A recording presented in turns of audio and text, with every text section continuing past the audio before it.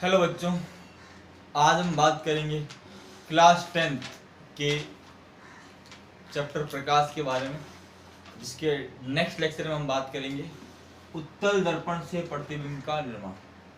इससे पहले हम लोग बात कर चुके हैं बच्चों अवतल दर्पण के बारे में। किसके बारे में? अवतल दर्पण के बारे में, कि अवतल दर्पण से प्रतिबिंब का निर्माण किस प्रकार होता है। बच्चों हम लोग पूरा डिस्कस कर चुके हैं। आज हम उत्तल दर्पण के बारे में डिस्कस करेंगे बच्चों। तो सबसे पहले हम इसके नियम पढ़ते हैं। क्या पढ़ते हैं? नियम। ध्यान रखना बच्चों एक बात, इसको हम लोग अपसारी दर्पण भी कहते हैं। क्या कहते हैं? अपसारी। क्योंकि यह किरणों को क्या करता है? फैलाता है। क्या करता है बच्चों? फैलाता है। मैं आपको सारी बात बता चुका हूँ। इसको कहते हैं अपसारी, उत्तल को कहते हैं अभिसारी। ठीक है। नियम संख्या 1, पहला नियम क्या है कि हम बोलेंगे मुख्य अक्ष के समांतर आपतित प्रकाश किरण, मुख्य अक्ष के समांतर आपतित प्रकाश किरण, मुख्य अक्ष के समांतर आपतित प्रकाश किरण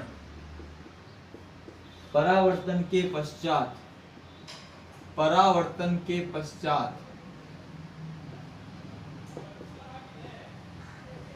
फोकस बिंदु से, परावर्तन के पश्चात फोकस बिंदु से गुजरती हुई प्रतीत होती है। बच्चों एक वर्ड लिख रहा हूं, प्रतीत होती है। क्या है बच्चों? मुख्य अक्ष के समांतर आपतित प्रकाश किरण परावर्तन के पश्चात फोकस बिंदु से गुजरती हुई प्रतीत होती है। तो बच्चों इसको डायग्राम भी देख लें एक बार कैसे बनेगा। तो डायग्राम देखो बच्चों, उत्तल दर्पण,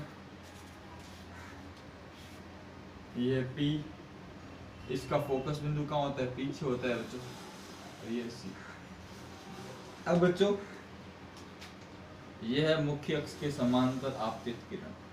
अब बच्चों ये क्या करता है? इसको फैला देता है। तो जब मैं इसको पीछे बढ़ाऊंगा, ये फोकस बिंदु से गुजरती हुई क्या होती है? प्रतीत होती है। तो बच्चों ध्यान रखना, ये वास्तव में नहीं गुजरती है, गुजरती हुई क्या होती है? प्रतीत होती है बच्चों। तो इसको नोट कर ले बच्चों, ये है पहला नियम।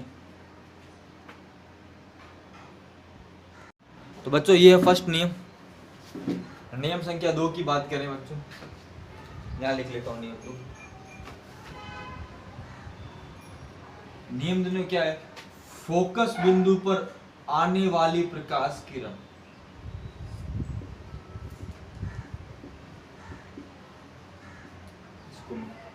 फोकस बिंदु पर आपतित प्रकाश किरण,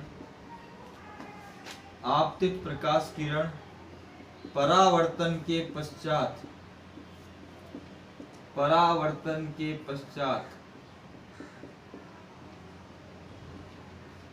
मुख्य अक्ष के समांतर हो जाती है। परावर्तन के, यहां लिख रहा हूं, परावर्तन के पश्चात, परावर्तन के पश्चात मुख्य अक्ष के, परावर्तन के पश्चात मुख्य अक्ष के समांतर हो जाती है। परावर्तन के पश्चात मुख्य अक्ष के समांतर हो जाती है। इसका डायग्राम बच्चों मैं यहाँ बना रहा हूँ। दूसरे वाले नियम का डायग्राम ये है बच्चों, देखो ये है उत्तल दर्पण, मुख्य अक्ष, ये P बिंदु, ये F बिंदु। बच्चों क्या बोल रहा है? मुख्य अक्ष पर आपतित प्रकाश किरण फोकस पर, ये मुख्य फोकस पर बच्चों, फोकस पर आपतित हो रही है। पर बच्चों ध्यान रखना, यह प्रकाश किरण आपको पता है टकरा के परावर्तित होगी, परावर्तित होगी तो बच्चों ये क्या हो जाएगी? मुख्य अक्ष के समांतर। तीर देखो, फोकस पर आपतित प्रकाश किरण परावर्तन के पश्चात समांतर हो जाती है। मुख्य अक्ष के समांतर आपतित किरण परावर्तन के पश्चात फोकस से गुजरती हुई प्रतीत होती है। बच्चों ध्यान रखना, ऐसा हमको लग रहा है, ऐसा क्या हो रहा है बच्चों? हमको लग रहा है। ध्यान रखना ये यहाँ पे, क्योंकि फोकस वास्तविक नहीं होता। फोकस क्या होता है बच्चों? आभासी होता है। कैसा होता है बच्चों? आभासी होता है बच्चों। दोनों डायग्राम नोट कर लो, दोनों फोटो अच्छे से पूरा प्रॉपर बना लो, फिर मैं आगे बात करता हूँ बच्चों।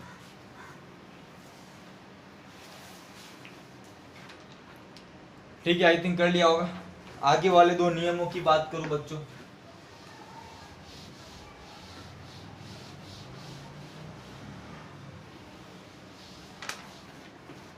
अगला नियम क्या है बच्चों?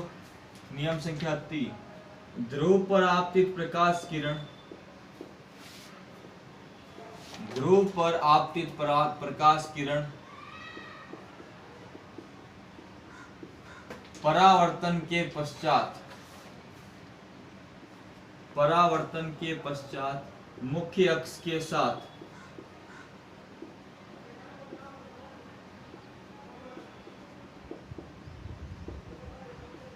समान कोण बनाते हुए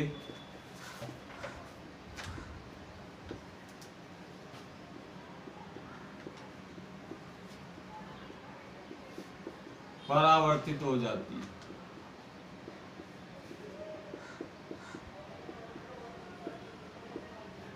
समान कोण बनाते हुए परावर्तित हो जाती है। क्या मतलब है? डायग्राम बच्चों यहाँ बना दो। उत्तल दर्पण,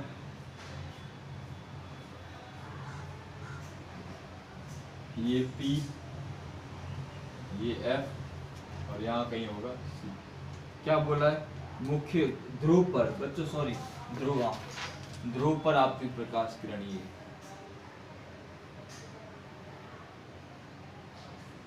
उतना ही कोण बना के क्या हो जाएगा? परावर्तित। ये I और ये R आपस में क्या होंगे बच्चों? बराबर। क्या होंगे? बराबर होंगे बच्चों। तो ध्यान रखना, ध्रुव पर आपतित प्रकाश किरण परावर्तन के पश्चात मुख्य अक्ष के साथ समान कोण बनाते हुए परावर्तित होती है बच्चों। ठीक है बच्चों, तो अगले नियम की बात करें। अगला नियम क्या है बच्चों? वक्रता केंद्र पर आपतित प्रकाश किरण, वक्रता केंद्र पर आपतित प्रकाश किरण।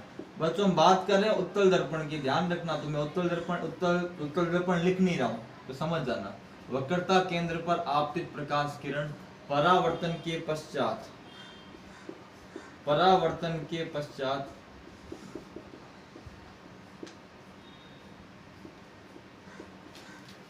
पुनः उसी दिशा में लौट जाती,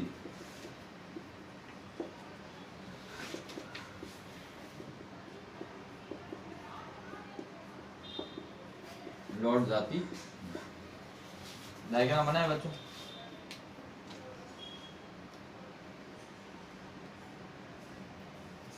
P F C क्या बोल रहा है बच्चों? अगर कोई प्रकाश किरण वक्रता केंद्र पर आया है तो ऐसे आई प्रकाश किरण वापस ऐसी ही क्या होगी? चली जाएगी उसी दिशा में। देखो तीर मैंने वहीं बनाए, तो यह प्रकाश किरण पुनः उसी दिशा में क्या होती है बच्चों? लौट जाती है। क्या होती है बच्चों? लौट जाती है बच्चों। तो अच्छे से नोट कर लो बच्चों।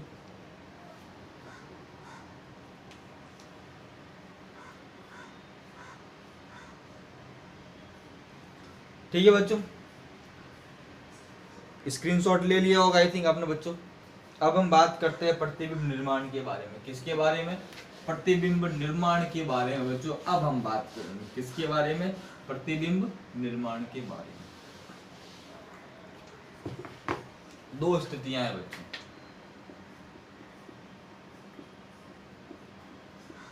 पहला, जब बिंब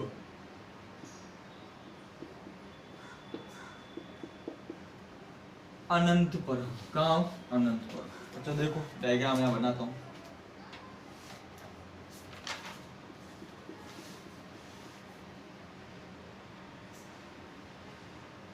P F और ये C अनंत पर हो तो प्रकाश किरणें कैसी होगी बच्चों? समांतर। यह क्या करता है? फैला देता है, और जब पीछे बढ़ाऊंगा तो किरणें कहाँ मिलती हुई प्रतीत होती है बच्चों? फोकस बिंदु पर। प्रकाश किरणें कहाँ मिल रही है बच्चों? प्रकाश किरणें बच्चों फोकस बिंदु पर मिल रही है। कहाँ मिल रही है? फोकस बिंदु पर मिल रही है। तो बच्चों प्रतिबिंब कैसा बनेगा? प्रतिबिंब कैसा बनेगा बच्चों? ध्यान रखना, यहाँ प्रतिबिंब बनेगा, एक तो बनेगा सबसे पहले फोकस बिंदु पर। कहाँ बनेगा बच्चों? फोकस बिंदु पर। और दूसरा, किरणें सर वास्तव में मिल रही है या प्रतीत हो रहा है? तो बच्चों देखो यहाँ किरणें मिल नहीं रही, हमें क्या हो रहा है बच्चों, प्रतीत हो रहा है। तो कैसा प्रतिबिंब है, आभासी, और आभासी हमेशा कैसा होता है बच्चों, सीधा। कैसा होता है, सीधा। और बच्चों वस्तु से बहुत छोटा, वस्तु से बहुत छोटा प्रतिबिंब प्राप्त हो रहा है। तो बच्चों जब वस्तु अवतल दर्पण में भी अनंत के सामने रखी हो तो वहां पर बनता फोकस बिंदु पर है वास्तविक, और उत्तल दर्पण में रखी हो तो बनता है फोकस बिंदु पर, और कैसा बनता है, आभासी बनता है। कैसा बनता है बच्चों, आभासी बनता है। ध्यान रखना बच्चों, ये आपको पता होना चाहिए बच्चों। तो बच्चों अनंत वाला हो गया। दूसरे केस की बात करें बच्चों, जब बिंब अनंत व ध्रुव, अनंत व ध्रुव के बीच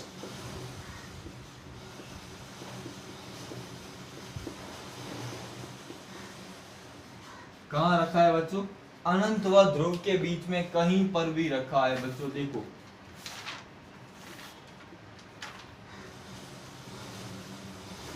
P, F और E, C कहीं पर भी रखने पर बच्चों ध्यान रखना, ये स्थिति बहुत ज्यादा इंपॉर्टेंट है। प्रकाश किरण मुख्य अक्ष के समांतर कहाँ जाएगी, दूर चली जाएगी, पीछे बढ़ाऊंगा कहाँ से गुजरेगी,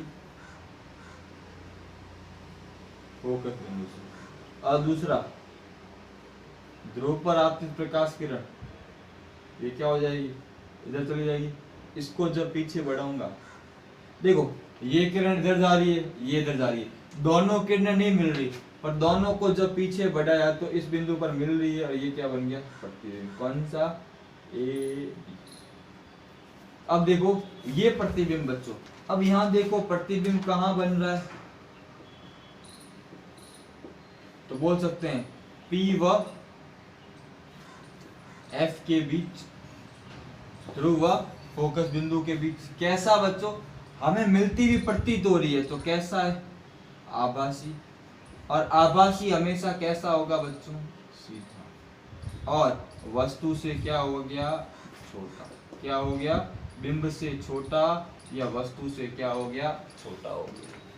तो बच्चों देखो ये सबसे इंपॉर्टेंट है। अब ध्यान रखना, इसी के कारण, इसी आधार पे हम कहते हैं कि गाड़ियों में अगर पीछे का दृश्य देखना हो, गाड़ियों में अगर पीछे का दृश्य देखना हो तो मैं उत्तल दर्पण उपयोग में लाता हूं। ध्यान रखना बच्चों, ये इसी आधार पे हम लोग उस चीज को सिद्ध करते हैं बच्चों। एक बार आप ये डायग्राम बना लो, फिर मैं कुछ बातें लिखवाता हूं बच्चों। एक बार आप इसको नोट कर लो अच्छे से, फिर मैं आपको कुछ बातें इसके बारे में आपको ऐड करवा के बताता हूँ। एक बार आप इसको नोट कर लो बच्चों अच्छे से।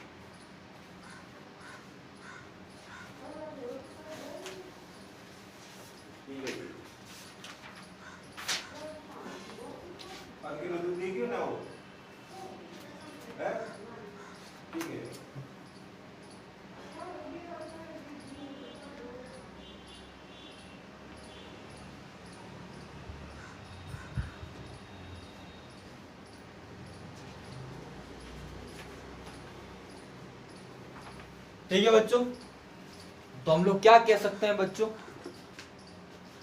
अब इससे हमको एक चीज समझ में आती है कि उत्तल दर्पण से हमेशा प्रतिबिंब कैसा बनता है, आभासी और वस्तु से छोटा।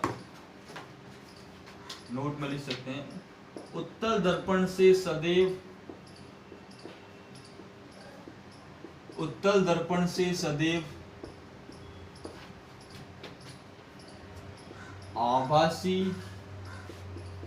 सीधा एवं बिंब से छोटा प्रतिबिंब बनता है। बिंब से छोटा प्रतिबिंब बनता है, छोटा प्रतिबिंब बनता है। इसी कारण इसका उपयोग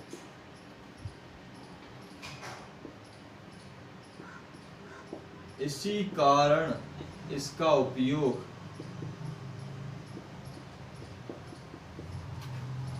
गाड़ियों में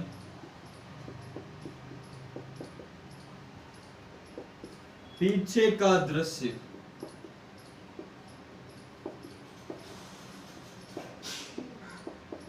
देखने में किया जाता है। इसको बोलते हैं रियर व्यू, पीछे का दृश्य मतलब रियर व्यू मिरर। ध्यान रखना। तो ये एक पॉइंट आपको उत्तल दर्पण में क्या करना है बच्चों, खास करके ध्यान रखना है, नोट करके। ठीक है बच्चों, तो ये आपको पता होना चाहिए उत्तल दर्पण के बारे में। हमने इतनी सारी बातें उत्तल दर्पण के बारे में की। अब बच्चों इनके उपयोग की बात भी हम लोग करेंगे अगले लेक्चर में। स्टार्टिंग में हम इसके उपयोग की बात करेंगे। और बच्चों एक फॉर्मूला पढ़ना है हमको, दर्पण सूत्र। कौन सा सूत्र, दर्पण सूत्र। फॉर्मूला क्या है, 1/v + 1/u = 1/f। बच्चों इसका डेरिवेशन जो 12th क्लास में था, पर अभी आपकी बुक में दिया हुआ है, इसलिए इसका डेरिवेशन कराऊंगा बच्चों। और एक और टॉपिक बच्चों, आवर्धन क्षमता। तो 2 लेक्चर आपके अभी चलेगा बच्चों, दर्पण 2 लेक्चर चलेगा। उसके बाद बच्चों हम लोग बात करेंगे किसके बारे में, अपवर्तन के बारे में। किसके बारे में, अपवर्तन। वो भी लगभग बच्चों 6 लेक्चर आपके चलेगा। तो इस तरह से चैप्टर बहुत बड़ा है, बहुत इंपॉर्टेंट चैप्टर है। मैंने बहुत सारी बातें आपको बताई बच्चों, ध्यान रखना। तो बच्चों आज के लिए हम इतना ही रखते हैं, अगले लेक्चर के अंदर हम और डिस्कस करेंगे बच्चों। और बच्चों वीडियो को ज्यादा से ज्यादा बच्चों शेयर करें अपने फ्रेंड्स में, और इसको ज्यादा से ज्यादा देखें, लाइक करें, और चैनल को ज्यादा से ज्यादा क्या करें बच्चों, सब्सक्राइब करें बच्चों। ठीक है, आज के लिए इतना ही बच्चों।